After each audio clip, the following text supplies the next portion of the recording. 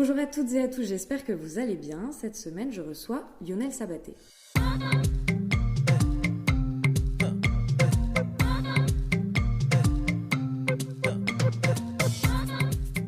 Présente est un podcast dans lequel je souhaite mettre à jour ce qui vient en amont puis en aval de l'art contemporain. Mes questions portent donc rarement sur les œuvres en elles-mêmes, mais davantage sur toutes les réflexions et les doutes qui gravitent autour de celles-ci. Car ici, je m'intéresse d'abord à la manière dont la vie de mon invité impacte son travail, puis à l'inverse, à la façon dont son travail vient impacter sa vie. Dans Présente, j'essaye de mener les conversations comme j'ai l'habitude de le faire en tant que critique d'art dans les ateliers d'artistes ou à la terrasse des cafés, sauf qu'ici nous sommes enregistrés et vous avez la possibilité de tout écouter.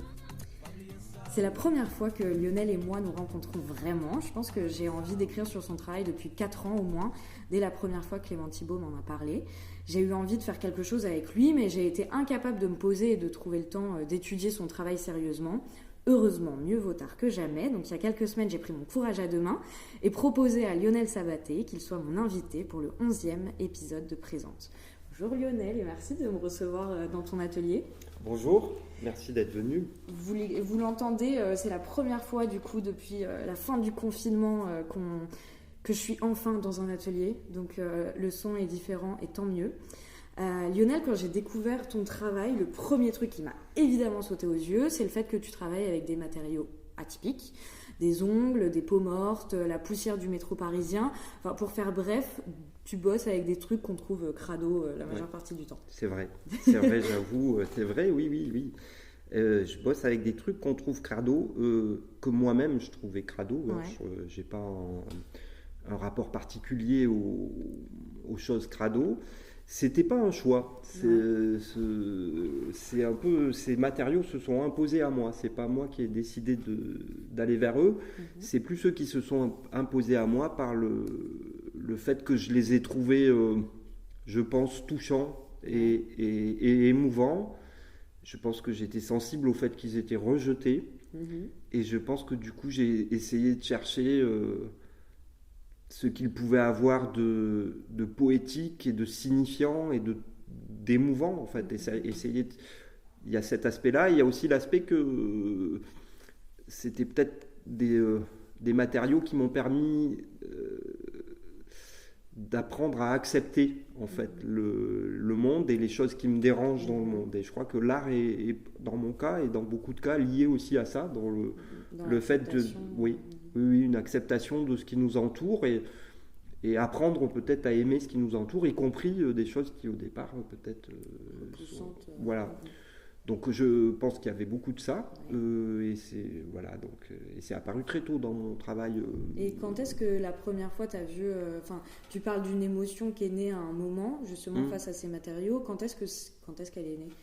Il y a eu deux choses très proches dans le temps et dont d'ailleurs je ne saurais pas placer chronologiquement. C'était pour replacer la situation, moi j'ai grandi à La Réunion, je venais d'arriver en France, en métropole à Paris. Ça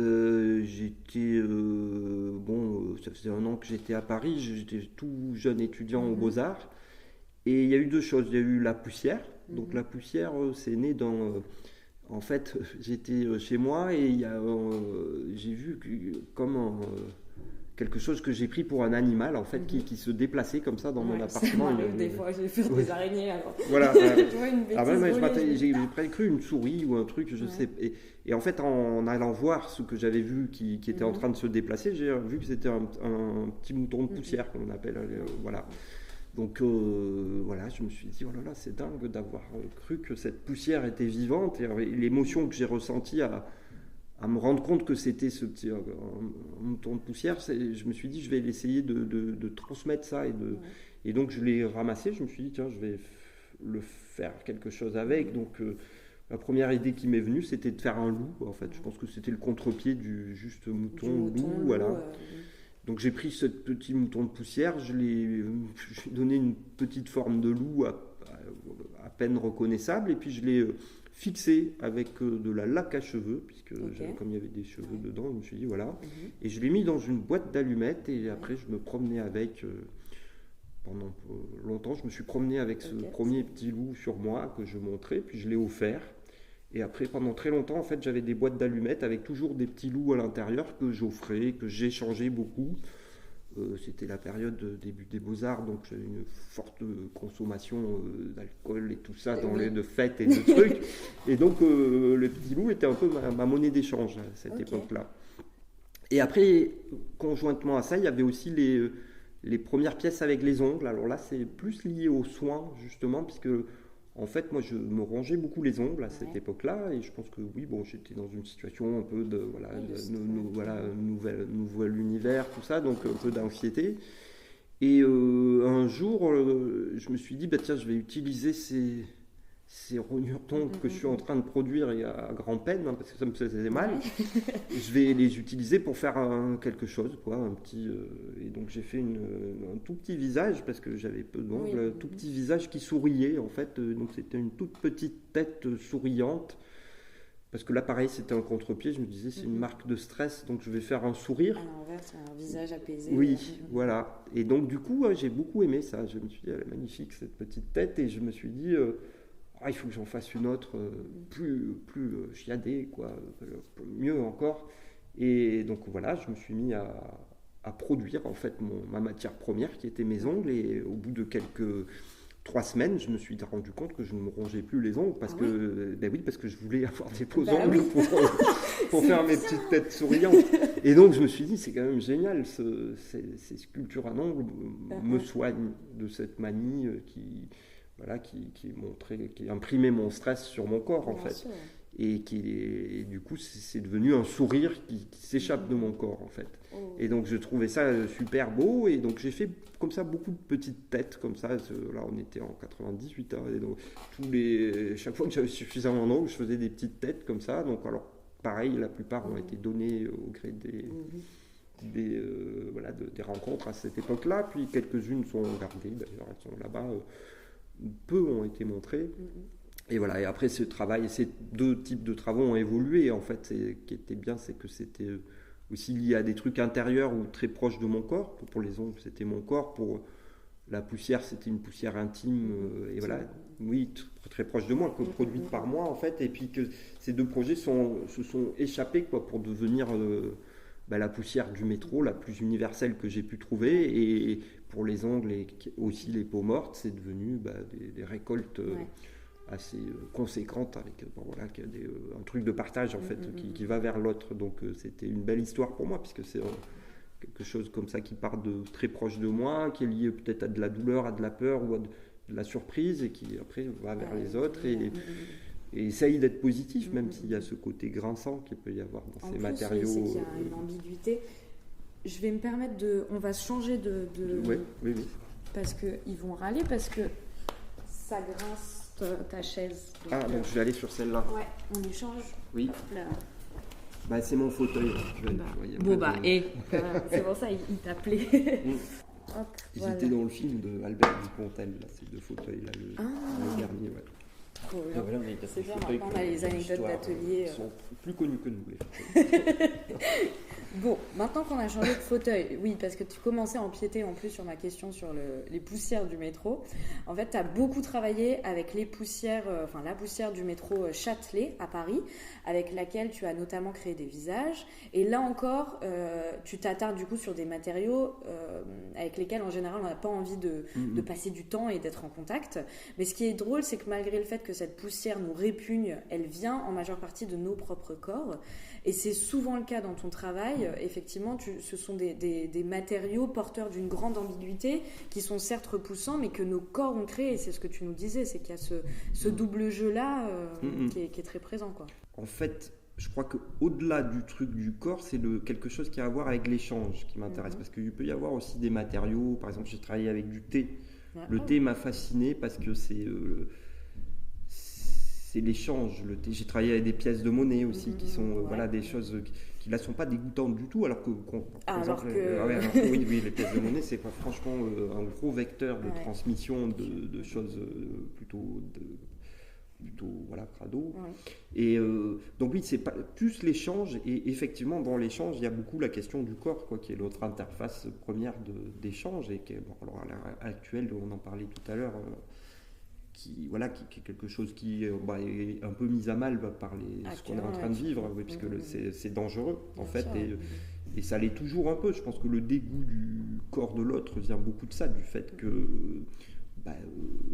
au cours de l'évolution, on a appris à se méfier de certaines choses qui pouvaient être transmises. Donc ça peut être le cas, mais parfois c'est irrationnel aussi, quoi. Donc et alors effectivement, c'est ce qu'on disait tout à l'heure. Moi, ce qui m'intéresse, donc c'est beaucoup l'échange, et c'est pour ça que en fait, petit à petit, ces matériaux qui venaient de mon propre corps sont allés vers le corps des autres, en fait, finalement. Alors par la poussière, en allant dans la station de métro Châtelet, où il y a maintenant 1 million de personnes qui passent par jour. J'ai écouté, c'était 700 000 avant. Voilà, et maintenant c'est 1 million. C'est fou. Vous voyez, donc ça augmente. Donc la poussière est de plus en plus universelle, en fait, que je récolte. Et moi, c'est ça qui me plaît aussi, l'idée qu'on puisse se dire, peut-être, par exemple, quand je fais des portraits en poussière, on voit des cheveux, beaucoup qui font les lignes des dessins. Et moi, ce que j'aimerais, c'est que aussi quelqu'un qui les regarde se dise, mais peut-être c'est mon cheveu, en fait, ou peut-être il y a des cils, ou peut-être c'est mon cil, peut-être moi je suis passé à cette station, donc peut-être. Et comme ça, qu'il y a un truc. Je crois qu'il y a beaucoup de ça, moi, qui me touche dans les œuvres en général. Moi, j'adore l'art pariétal, par exemple. C'est des portraits de l'humanité. C'est le rêve d'une humanité passée, en fait. L'art pariétal, c'est ça qui est fascinant, quoi. C'est qu'on est très proche de quelqu'un, et que ce quelqu'un, il a 30 000 ans, et on est proche de cette humanité. Et moi, je voudrais que dans certains de mes travaux, il y ait un peu ça, où on se dise, là, c'est les cheveux, c'est des trucs, et c'est des gens. Et pour certains, peut-être machin. Voilà. Enfin, c'est fou, c'est vrai. Il y a une portée hyper symbolique. Parce que c'est une poussière qui, mon premier loup que j'ai conservé, il date de 2006, je crois. Donc ça commence à être une autre humanité, en fait. Et il y a un terme aussi où on ne s'est pas suffisamment arrêté dessus, mais c'est le rejet. Et en fait, j'ai l'impression que tu récupères vraiment des matières orphelines que tu viens soigner, comme tu disais, pour prolonger un peu leur vie. Je pense par exemple à ta série Sombre Réparation, dans laquelle on voit des papillons que tu as récupérés parce qu'ils étaient très abîmés, ou en tout cas trop abîmés pour entrer dans des collections. Et ton travail a consisté à remplacer leur corps par des ongles et des peaux mortes, donc. Et à cet endroit, j'ai l'impression que ton travail prend vraiment des airs de rituel, bien sûr, mais j'ai aussi l'impression qu'il s'agit d'une sorte de deuil qui ne se ferait jamais, ou d'un deuil qu'on refuserait d'entreprendre, que ce soit par rapport aux êtres humains, aux animaux, et comme tu étais en train de le dire, aux végétaux. Là, je parlais donc des papillons, mais tu as aussi fait tout un travail avec des arbres que la tempête de 99 avait déracinés. Enfin, tu prolonges l'existence en quelque sorte de tout un tas de choses qui étaient plus douées de vie, en fait. Oui, c'est exactement ça, c'est très juste. C'est au carrefour du soin et du maintien, peut-être d'une mémoire. J'entendais récemment, là, j'entendais Christian Boltanski qui passait dans une émission là, à la radio, et je me rends compte à quel point, en fait, il a eu une influence, lui, sur mon travail, parce que c'est vrai que j'avais beaucoup regardé ça au début, et en fait, il a ce truc de maintien de la mémoire, parce qu'il a perdu la mémoire, lui, enfant, d'une période très compliquée, la guerre, tout ça, et en fait, tout son travail consiste à maintenir et retrouver de la mémoire, et moi, il y a un truc comme ça de transmission, en fait. C'est vraiment la transmission, moi, qui m'intéresse, et c'est vraiment répondre à des choses qu'on nous a transmises il y a très longtemps et transmettre à plus tard. Donc j'ai vraiment cette idée de transmission qui a à voir aussi avec la mémoire, et qui effectivement, et comme tu le décris, quoi, que transmettre après que quelque chose soit passé, en fait.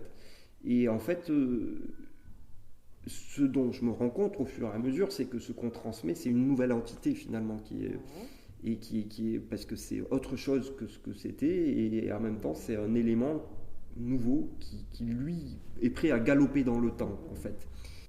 Et dans le cas de ces peaux mortes et de ces réparations de papillons, c'était intéressant, et c'est intéressant aussi beaucoup que tu parles de rituel, parce que bon, là c'est des pièces qui étaient un retour, en fait, à mon propre corps, puisque c'était vraiment des papillons au début de cette histoire, même c'était à nouveau une histoire un peu amoureuse avec des ongles et des peaux mortes, et en fait proche de quelque chose d'intime, Et le papillon, c'est la transformation aussi, c'est l'animal voilà, du passage aussi, du passage dans plein de cultures, c'est lui le passager qui va amener ce qui reste de la vie du vivant dans l'autre monde, quoi.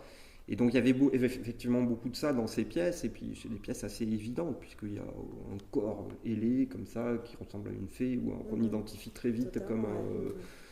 Et alors là où moi ça m'a beaucoup intéressé, c'est aussi quand j'ai eu la chance de pouvoir montrer des pièces comme ça en Chine, à Pékin, c'était avec Yishuba en 2015. Et la réception justement du public chinois, c'était très lié au rituel, c'est-à-dire que tous les collectionneurs qui ont fait acquisition des papillons m'ont proposé en fait leurs ongles.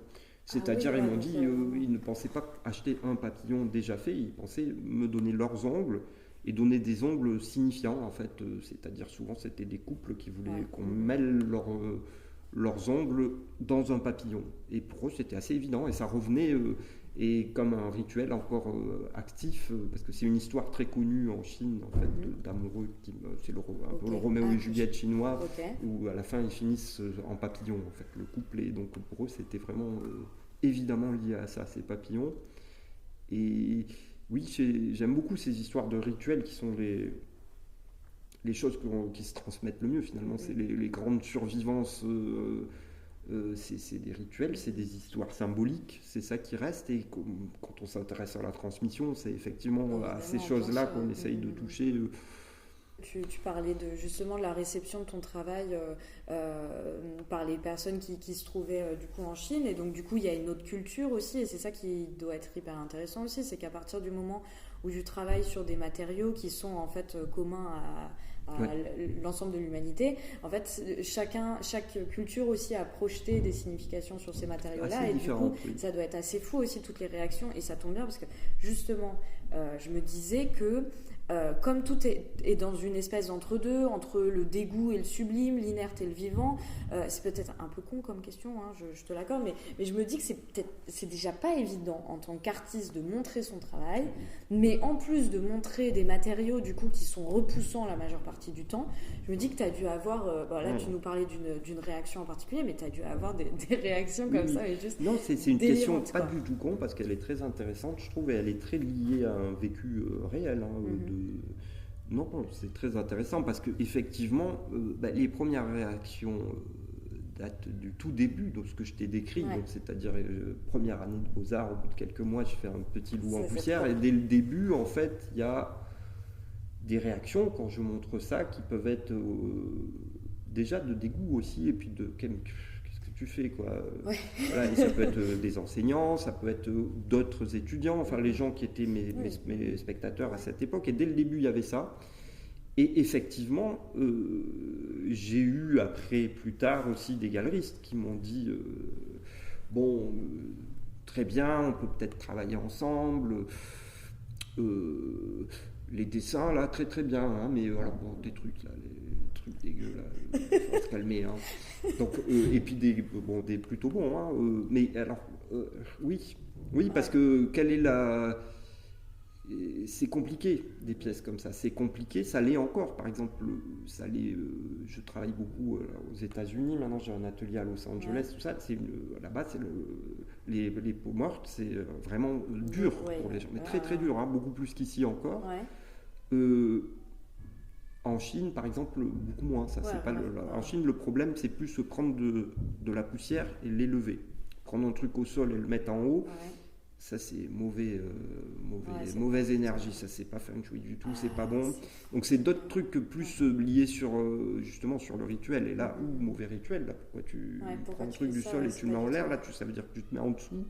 C'est pas bon. Et j'ai mis longtemps à comprendre pourquoi c'est la poussière. Alors que les peaux mortes, là, aucun problème, quoi. Et donc du coup c'est assez curieux tout ça. C'est fou comme c'est trop intéressant. Oui, c'est beau, à chaque fois, oui, parce que c'est pas du tout.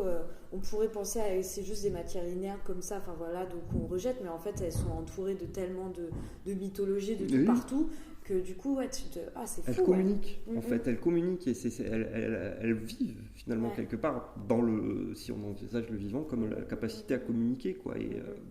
Et alors c'était difficile, oui, c'était difficile à tenir quoi en fait, de continuer à faire des trucs en poussière, continuer. Et c'est pour ça que ça a été aussi très long, parce que c'était aussi difficile au niveau du regard, par exemple, d'aller balayer dans le métro, c'est pas évident, hein, ça m'a pris beaucoup de temps. En plus, moi, je suis pas quelqu'un qui aime trop se mettre en avant, tout ça. Donc, c'était très. Puis, je suis pas un performeur en plus, hein, donc ça restait caché, tout ça, tu vois. Alors, même si ça nourrit beaucoup pour moi les formes que je monte, mais je souhaite pas trop me mettre en avant. Donc. Ouais, parce que je me dis, comment ça s'est passé la première fois où tu te dis, bon bah vas-y, j'ai mon bleu de travail, c'est parti, je prends ma pelle, ma balayette, et là je vais à Châtelet, là où on n'a clairement pas envie de rester, où déjà on n'a pas trop envie, c'est des espaces où t'as pas trop envie de te mouvoir, t'as pas trop envie, enfin voilà, enfin tu sais pas qui te regarde, qui machin, ce qui peut t'arriver, enfin voilà, c'est vraiment pas des endroits qu'on apprécie. Et là c'est sûr que les gens ils sont dû te regarder de travers en mode mais qu'est-ce qu'il fabrique celui-là avec sa pelle et sa balayette. D'ailleurs en fait au début d'ailleurs j'avais pas de pelle et de balayette parce que j'étais tellement pétrifié par le regard des autres que j'essayais très discrètement du bout du pied de ramasser discretos des petits moutons de poussière. Alors ce qui était encore pire parce que effectivement j'avais trop d'attention aux autres en fait. Je regardais si on me regardait et du coup on me regardait. Et je voyais qu'on me regardait, donc j'étais dans des... je faisais des très petites récoltes, hein. J'ai ramené 3 moutons de poussière et ça avait été tout un événement. Et 2-3 personnes m'avaient vu en faisant des mines bizarres et moi j'étais très... Voilà, et jusqu'au moment où, au bout de quelques semaines de cette pratique, je me suis dit non mais il faut arrêter d'être comme ça, il faut prendre un balai, prendre pas une pelle d'ailleurs, des gants et un sac, et puis y aller comme un travailleur. Et en fait, ce qui se passe, c'est qu'au bout d'un moment, je suis rentré dans une mission qui était celle de récolter le maximum de poussière et qui était indépendante du regard des autres en fait. Donc du coup, de temps en temps, je vois que des gens me regardent, mais en fait, c'est pas important. Et si ils interagissent, c'est parce que c'était ça un peu l'inconnu au départ, c'était comment vont-ils interagir avec moi, ceux qui auront envie. Déjà, ils interagissent très peu. Très peu de gens osent me parler parce que c'est quand même... j'ai quand même un manche à balai, tout ça. Je fais un truc bizarre, donc... t'as pas envie c'était un garçon en pleine force de l'âge, tout ça. On se dit, bon, non, on ne va pas interagir avec ce type, on ne sait pas ce qu'il va faire. Je pense qu'il y a un peu de ça. Et ceux qui ont interagi étaient plutôt très bienveillants, en fait. C'était plutôt des gens qui interagissaient positivement. Parce que ceux qui auraient pu interagir négativement se disaient on sait jamais. C'est peut-être un vrai psychopathe. Il va nous sauter dessus. Il va directement à la jugulaire et on ne sait pas ce qu'il va faire, quoi. Donc du coup j'ai eu que des interactions très positives par des gens, je pense, qui sont des gens plutôt qui ont très envie de communiquer, qui sont très curieux et très positifs. Donc ça s'inscrivait dans l'idée de transmission en plus. Oui. Et voilà, donc après j'avais les interactions avec les services de sécurité, avec les gens qui restent aussi dans le métro. Donc c'est les SDF, à l'époque il y avait beaucoup aussi de communautés africaines qui venaient, qui se mettaient là pour boire le café et tout ça, et donc qui eux m'ont vite repéré et avec qui on a eu des rapports plutôt sympathiques. Après aussi dans un écosystème. Tout le monde j'étais identifié. Les gens, les gens étaient très bienveillants du moment que j'ai eu des images à montrer en fait. De ce que je faisais. On savait où est-ce que ça allait donner. Voilà, parce que toute l'époque où j'avais pas encore fait de loup, parce que là mon but c'était vraiment de faire un loup et que j'étais juste à expliquer. Ma soeur poussière pour faire un loup et tout ça, là c'était pareil, c'était très compliqué. C'était pas recevable en fait. Et dès qu'il y a eu l'image, c'était reçu. Et voilà. Après, sur le milieu de l'art, après c'est. Le grand tournant, en fait, c'est quand ça a été montré à la FIAC Hors-les-Murs en 2011, et où là, c'est devenu une pièce qui a été validée en quelque sorte, validée aussi par des gens qui ont détesté, qui ont dit non, mais c'est quoi ce truc dégueulasse, qu'est-ce qu'il veut dire par là, ce type, et voilà. Mais ça a eu une existence dans le monde de l'art qui a fait que voilà, c'était pas rejeté en tout cas, même c'était un rejet accepté. Oui, tu vois ce que je veux dire. C'est un on rejet avait intellectualisé le truc et on n'était pas en accord avec ta pratique, mais basta. Voilà, et justement, est-ce que tu peux nous raconter l'anecdote oui. Aux Beaux-Arts, justement, parce que j'avais une question sur les loups que j'ai un peu changé, que je veux changer parce qu'on a eu une conversation avant. Et je trouvais, en fait, au début, tes loups, c'était des tout petits moutons de poussière qui ont grandi et qui se sont mis aussi à hurler. Et maintenant, t'es plus... tu travailles beaucoup aussi avec les oiseaux. Oui. Et est-ce que tu peux nous expliquer ton anecdote et ensuite nous expliquer ce mouvement ascensionnel qui terroriserait peut-être certaines personnes en Chine. Et voilà. Alors oui, parce qu'au début, moi, pendant très longtemps, donc c'est ce que je te disais, les petits loups en poussière, en fait, ils étaient dans des boîtes d'allumettes. Ouais. Puis ils sont devenus des installations de nombreux petits loups. Donc il y avait ma première exposition de loups en poussière, c'était organisée par Patrick Corillon, qui est un artiste à qui s'était vu confier le commissariat des portes ouvertes des Beaux-Arts, et il y avait un appel à projet, j'avais eu la grande cour vitrée qui est ce magnifique espace. Voilà, donc j'étais fou de joie et j'avais fait 300 ou 400 petits loups en poussière comme ça qui étaient, mais alors à peine visibles en fait. On rentrait dans cette grande cour vitrée et il y avait comme une traînée de poussière, et quand on s'approchait, on identifiait en fait cette poussière, ce sont des petits loups, quoi. Et donc les loups étaient très proches de la poussière, à tel point qu'une des femmes de ménage, comme je te l'ai raconté, a balayé dès le deuxième jour toute mon installation, qui a fini à la poubelle, à mon grand plaisir en fait, parce qu'à cette époque-là, j'étais vraiment très content de cette anecdote. Et voilà, et donc c'est parti vraiment très proche de la poussière, et petit à petit, c'est devenu d'abord des loups couché. Ouais. Donc le premier loup, c'était un tas de poussière qui était juste laqué à la laque à cheveux et que je remettais en forme à chaque exposition. Puis j'ai mis une armature, donc il a tenu, il est devenu pas pérenne, pérenne, puisqu'il me survivra. Ouais. Et après, petit à petit, ces loups se sont levés. Donc voilà, quand j'ai fait ma meute, et les derniers loups que j'ai faits étaient hurlants, donc carrément avec le visage tourné vers la lune. Et après, je pensais que j'avais fini avec la poussière, en fait, une fois que j'avais fait ma meute de loups et tout ça. Et quelques temps après, mais peut-être 6-7 mois après, en fait, je me suis mis à faire des oiseaux. Parce que je me suis dit, la poussière, c'est volatile. Le volatile, c'est l'oiseau. Et puis, c'était un challenge formel, de rendre cette poussière plus légère que ne le sont les loups. Et en fait, c'est là où je me suis rendu compte, mais en fait, je suis en train de faire décoller la poussière. Ouais. Et depuis le début, alors ça faisait déjà 10 ans que je travaillais avec, mais... C'est là où j'ai pris conscience, en fait, en faisant les premiers oiseaux, que j'étais dans un truc ascensionnel. Et donc là, actuellement, je fais encore beaucoup d'oiseaux, comme tu as pu le voir. Alors pour la première fois aussi, j'ai fait des oiseaux identifiables qui sont des dodos aussi. Donc avec l'histoire de la disparition et tout ça. Là, du coup, peut-être ils sont revenus un peu au sol, parce que les dodos ne volaient pas, comme chacun le sait. Mais donc voilà, peut-être là, il y a l'ascension s'est un peu arrêtée pour voilà. Et entre-temps, il y a eu aussi l'humain qui est venu, mais par les dessins en poussière dont tu parlais tout à l'heure. Et justement, est-ce que par rapport à ce bestiaire que tu développes, moi, tu vois, quand j'ai vu ta meute de loups, j'ai l'impression que c'est presque des espèces d'allégories, si ce n'est d'artistes, même de presque de ta propre personne, tu vois. Oui. Et ça fonctionne bien en plus quand on voit ce décollage. Oui, complètement. Ah ben merci. Oui, c'est vrai. Oui, plein de décollages. Bon ben là, oui, c'est vrai que j'ai refait des dodos, et c'est vrai qu'avec le confinement, là, ça retasse un peu. Là, ah ouais, alors, il faut vite que je refasse des oiseaux planeurs là, un faux complaneur. Voilà, comme ça, je vais aller très vite.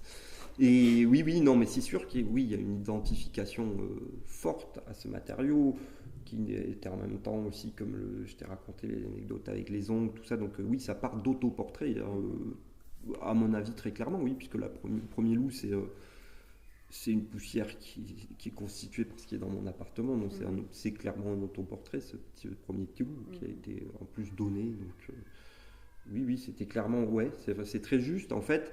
Et aussi, c'est très juste dans le sens où après, ça essaye d'être universel en fait, et de quitter ma personne pour devenir des portraits dont je te parlais tout à l'heure, des portraits d'humanité ou de notre monde en train d'exister.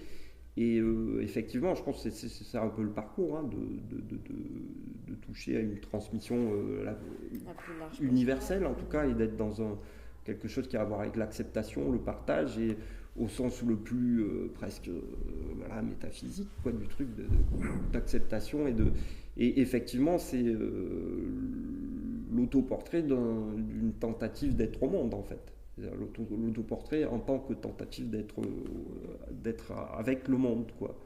Donc effectivement c'est ça, hein, t'es tout à fait juste. Et ben voilà, pourvu que ça dure, quoi. Donc vite, des faux comptes. J'attends. Hein. Je vais vraiment regarder ça de près. Oui, et je me perds dans la question. Oui, il y avait aussi le fait que j'avais la sensation que ton travail était très laborieux dans le sens où tu prends énormément de temps à récolter. Enfin voilà, c'est pas. Enfin, il y a un côté hasardeux et très très spontané, mais il y a aussi tout ce travail de récolte qui, j'imagine, te prend énormément de temps. En fait, j'ai l'impression que tu t'es lancé là-dedans plus par admiration pour ces matériaux que parce qu'il y avait une grosse réflexion derrière. Enfin, j'ai l'impression que c'est un travail qui est très spontané, où tu viens pas tout rationaliser, justifier l'emploi de chacune de chacun de tes matériaux et je trouve ça assez étonnant. Enfin, tu vois, aujourd'hui dans l'art contemporain, vu qu'on n'est plus dans un truc purement rétinien et qu'on entoure souvent l'art contemporain de plein de références, j'ai l'impression que toi, même si tu es du coup maintenant un artiste installé, etc., j'ai pas la sensation que tu aies une course comme ça vers la référence, le truc. Mais... Oui, c'est très juste. Hein. Moi, je suis vraiment un artiste de la pratique et de l'engagement dans une pratique, donc quelque chose de très... pas intellectuel, c'est qui peut être cérébral par plein de côtés, mais qui n'est pas intellectuel effectivement, et qui donc voilà, je suis résolument de ce côté-là. Donc c'est un engagement, et c'est ce que tu décris quand tu décris la quantité de travail en fait. C'est en fait un engagement. Après les limites, moi, c'est l'ennui en fait. Dès que c'est ennuyeux, je le fais plus. Alors après, ça veut pas dire que je suis pas capable. Je fais beaucoup d'efforts pour mon travail. Et je suis capable de faire des efforts et d'aimer l'effort en fait. Et d'aimer aussi la difficulté. Quoi. Comme quand on parlait du métro, donc ça peut être ça, mais ça peut être aussi faire des pièces où il faut faire 1 tonne de ciment à main nue, machin, et où il y a un effort comme ça très... très intense et qui peut me plaire beaucoup parce que c'est le dépassement, tout ça, c'est plaisant. Mais après, mon moteur, c'est effectivement, moi, c'est un plaisir à travailler, c'est un engagement comme ça, plus qu'une recherche,